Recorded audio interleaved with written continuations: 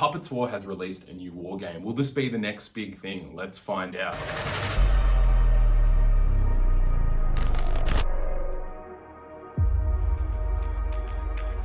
If you don't know who Puppetswar are, they're, I don't know if you say company. They have their own Patreon. They produce a lot of STL files for 3D printing. Got one here. And in their August release on Patreon, they released a new tabletop war game. And it's really exciting because it's really cool to see different ideas and just have like a new game to play because I've got their miniatures. I want to give a breakdown first of how the game works and plays out and some differences between like some games if you played 40k or one-page rules or something like that. Rather than using individual models for each unit is represented by a base. And it's kind of cool in the sense that every unit is the same base size. And so you move them around the battlefield like that. All the assets and the rules and stuff are all free, which is awesome. You set up the board. They have one standard board already called the Dawn of Battle. At this stage, there's only one army list. So a basic troop unit, a fast combat unit, heavy armored unit, and fire support unit, and then 3 of each action cards. Going forward, they'll have probably Recon Force Beta and different things, and that might change how many action cards you get of each. So it might be one that's focused more on attack and you'll get more attack options, but you'll have no heal cards. Or there might be one that's really focused on like defense or like movement, and so you get less of each, which is kind of cool. But basically there's no armies as of this point yet. It's kind of everything's the same, and so in a sense have a mirror match but 2 different factions. Sequence of play, it's alternative activations, and so it's like you activate one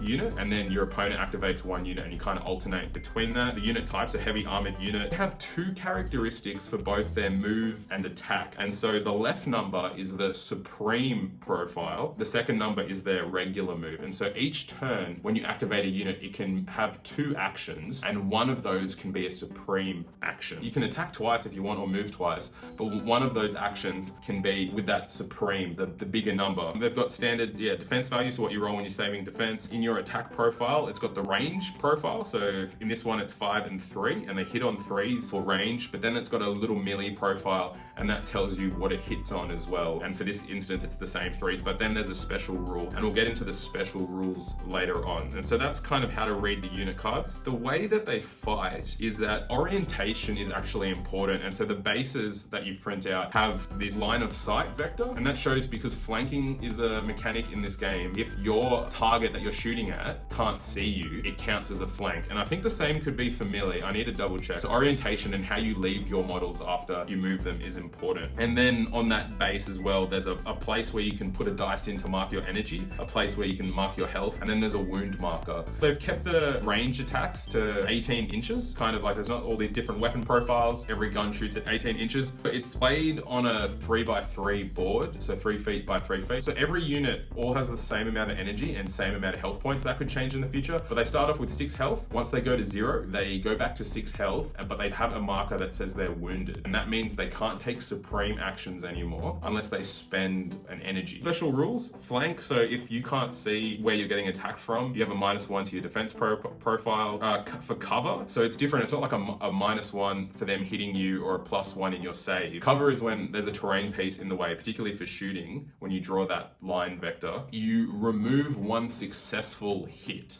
If you only hit one of your shots, if there's cover, then that shot actually doesn't hit. Flash, if your unit activates and it's in base-to-base contact with another unit, it can't perform 2 actions. It can only perform 1. They have this really cool rule, which is friendly fire. And so if you're targeting an enemy, but they're in base-to-base contact, they're in clash with one of your friendly units, any miss hits towards that enemy unit automatically hits your friendly unit, which is pretty interesting. Crush is a cool one. I haven't seen that in a game. Weapons that have the crush ability, the opponent has to re-roll successful defense rolls. So say if they save 2, they need to re-roll those 2 saves again. And so crush is a good way to get through people's defense. Pierce, if the attack profile has this, all rolls of 6s cannot be blocked. So 6s are automatic wounds. When you move, select the move action, you can pivot your unit. You can't move through enemy models, you can't move through obstacles. The only way you can end in base-to-base contact with an enemy is that your forward vector on your base has to be pointing into the enemy. So when you move it, you want to orientate it so that it does that.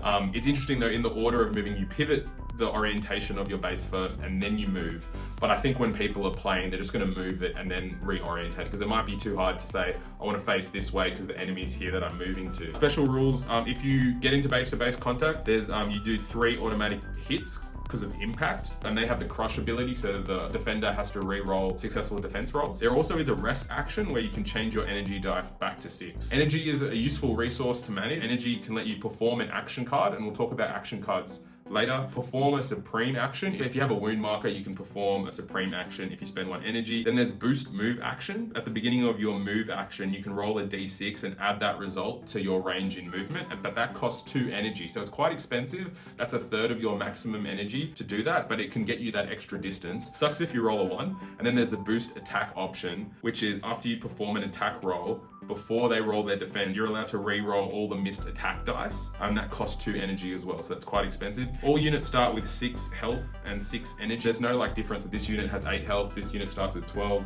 It's just they all start with like 12 health, which is 2 6s, and then 6 energy, and then you use your dice to keep track. And I think it's really cool that the way that the base is designed, that you can slot dice in there and just click it as you go. There's 3 different types of action cards, and they might add more as the game goes on. So players can choose to use 1 action card instead of activating a unit during their turn, as long as they still have unactivated units on the board. And so it's kind of managing your turns in the round, that you don't want to activate all your units, because that means you can't use an action card at the end. Action cards have to be kind of weaved in between your activating units. So you always have to have 1 unactivated unit at least to use an action card. So it makes it interesting just in terms of just managing that. You have a set amount of action cards at the start, I believe. Each round you can only use 2 action cards, so that means that you can't spam them. The move card allows them to perform a supreme move. The attack does the same, but with the supreme attack profile. The heal card restores 4 health points, taking you up to 6. You don't exceed that 6 points, and it does not affect the wound marker status. So if you already have an active wound marker and you had 5 health and then you get to heal 4, you don't go to 6, remove the marker, and then go up to 3 and you're unwounded again. So once you have the active wound marker status, it doesn't get removed. You can sacrifice an action card and perform the rest action, tied with no energy cost. So that's kind of cool if you just want to use an extra rest action and sacrifice a card. It could be a thing of like, hey, I'm not going to use my heal cards, I'm just going to use them as rest cards to get energy back. Now I want to share the things that I like. And so the thing that I really like first is the low model count to play. Because you're playing on a set base and it's not about the unit's height, the model's height, or how many models are within that unit. You could have only 2 models to be your basic infantry on the base. You can make it more of like a diorama and add some stuff. Low model count is great. It's really easy to get into. You don't have to dedicate a lot of time painting. I really like the fact at the moment that it's just kind of a universal army list. So I have a lot of orcs and I have some Tau and I've started some Tyranids. I could play any of those, and in a sense the game is fair because they all have the same profile. And some people might not like that. They might like the asymmetric nature of other games where different factions have different strengths and weaknesses, but I think lends itself to a bit more tactics and a bit more like chess, where it's a bit more of a level playing field. I haven't seen an ability like Crush where it makes them re-roll successful defense rolls. I really like adding flanking into that. I think it's just an extra layer of strategy in terms of your units, where they face matters. I like also friendly fire. I think that's kind of cool that if you've got a friendly unit in combat and you want to shoot its enemy, like you're risking hitting them as well. I do like the mechanic of energy and action cards. I think that's really cool in terms of the layers of strategy and decision making that it's put in the game. Do I want to hold back and just use action cards to move things forward and then get to hit them with activating those units so they have 2 actions each? Do I want to play an action card just on the same unit to like get them to like attack multiple times? I get in this current list you only get 3 attack actions, but it just really adds some extra decision making to the process. And I found in the game I was running out of energy with units that I was trying to do more with. Not that I'm saying I want it in the game, but there's no morale. Like lots of games have morale and you have to do morale checks, and so I'm going to say that's a positive, that your units can't die because they waver from bravery or something like that. Things that could be improved, again, I just really want to state that this is an early version of the game. It hasn't had a chance to be refined by lots of people playing it yet. It hasn't got the feedback yet on how it can be improved, and so it's more just kind of suggestions and my own experience with it. As I was playing the game, I realized I was missing rules or overlooked things. One of the first things when I read the rules, I was like, oh man, this is super complicated. But the more I kind of reread and stuff, I realized I missed stuff, and so that's kind of my bad, and I might have some of these rules wrong. I think what's going to be helpful to add is an FAQ, frequently asked questions. So things that are unclear in the rules that people ask about, those questions that you get sick of answering, just having one of those at the end of the rules would be quite helpful. I think what could be added to the rules are some examples of like combat in different ways and just seeing how the different rules play out, because for someone who maybe has played some war games before, it's quite easy to understand and you work it out. But for someone who's new, this could be a great way to say, okay, if one getting into combat, like melee combat, like with the crush a bit, like the impact rule, like stuff like that, just to show a lot of those special rules in play, show the crush rule off and how they have to re-roll successful defense rolls. I think just having some examples can really help clarify some of the stuff, but I think there's going to be people that just miss stuff and it might be helpful to have some examples. The document is only 9 pages, and so to fit in what I think it's just Adrian, to fit in what he's fit in just 9 pages, I think he's done a really good job. My only other thing, I don't know how you change it. The fact that it is just a standard base, and in his examples from his video,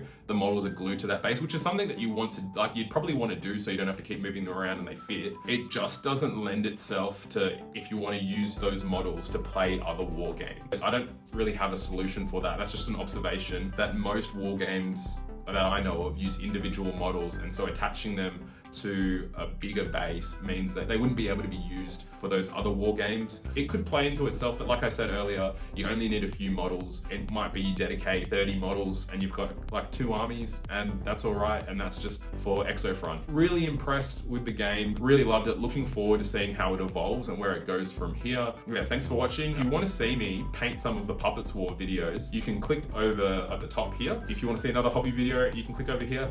Thanks for watching and happy hobbying.